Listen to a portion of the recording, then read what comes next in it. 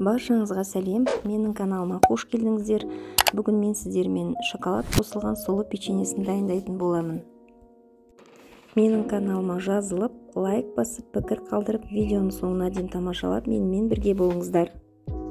Печеньемізге қажетті заттардың барлығын біз алдын ала дайындап аламыз.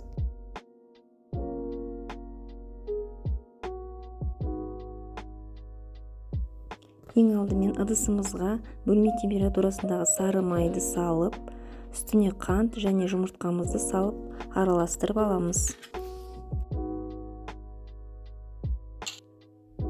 Араластырып болғаннан кейін үстіне 2 қасық балымызды қосып, тағы да жақсылап араластырамыз.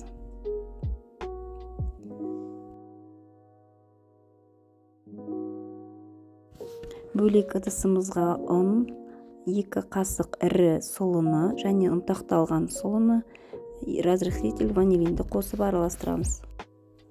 Дайын болған салманы қоспамызға қосып, екеуін бірге араластырып аламыз. Алдын ала турап ұнтақталған шоколадты осы қоспаға қосып, тағы да араластырып аламыз.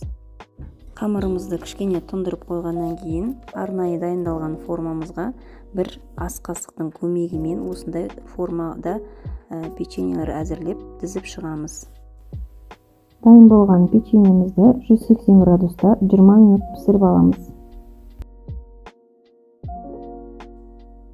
Печеньеміз дайын болды. Видеода көріп отырғандарыңыздай өте нәзік, дәмді, арасы жұмсақ болып піседі. Сіздермен бірге болған Қарлыға ас болсын.